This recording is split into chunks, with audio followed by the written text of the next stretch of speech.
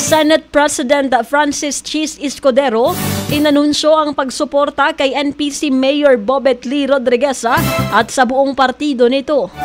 Alamin natin ang buong detalye ng balita. Nasa linya sa Megapo Patrol number 25, Lea Lolo.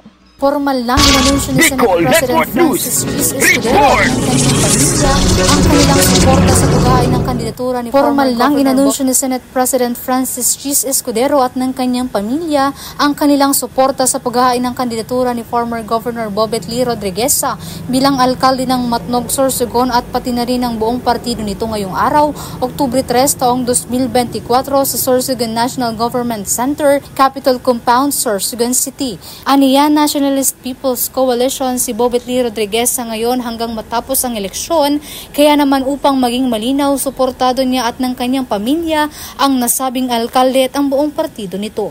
NPC si Bobet, NPC siya ngunyan hanggang matapos ang eleksyon, hanggang makatapos ang eleksyon.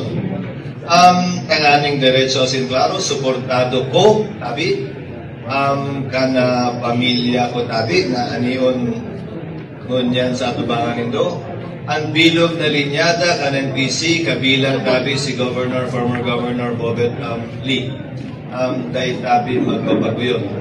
Bukod pa rito, nagbigay rin ng suporta si Senate President Escudero at ang 1st District Representative na si Bernadette Beth Escudero sa pag-file ng Certificate of Candidacy ni Congressman Awowo Fortes para sa kanyang ikalawang termino bilang Congressman ng 2nd District ng Sorsogon. Samantala, inihayag naman ni Chis Escudero na magkaibigan ang kanilang pamilya at ang pamilya So sa gitna ng kumakalat na impormasyon tungkol umano sa pagsuporta ni Escudero sa grupo ng tatakbong alkalde na si Catlea So. Para sa Bicol Network News, ito si Megapo Patrol number 25, Lea Lolo, tatak tunay na serbisyo.